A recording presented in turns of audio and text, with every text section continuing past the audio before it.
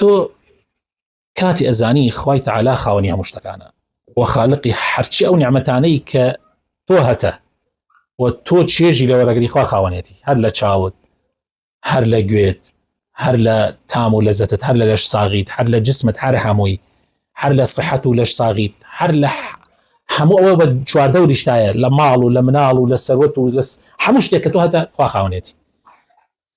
ئیتر چۆن خوای تەعالات خۆش ناوێت؟ تۆ نمونەیەکی بچووک کەسێ دێ ئیشێک لە دایرەیەکە بۆ ئاسانەکە لە دڵتا زۆر خۆشەویستە بێتەوە، هەر ئیشێک بەسیط یانی.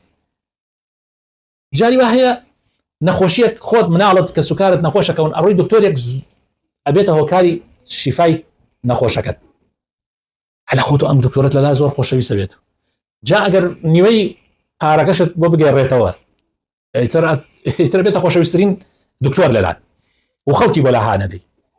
ئەمە بەس لەبەرەوەی نیعمەتێکی زۆر بەسیط لە چاو نیعمەتە گەورەکانی خوای پەروەردگار هەر هیچ نییە، هەر باس ناکرێت.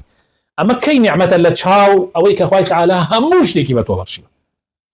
کەسی ئەگەر تۆ چاوت بێشێ ئەو دەرمانێکی بکە بۆ ئەوەی نەیەشێ لەکوێ کەسێک زاتێک کە چاوی بە تۆ بەخشیوە و بە ئەوانەشی کە تۆ خۆشیان تەوێت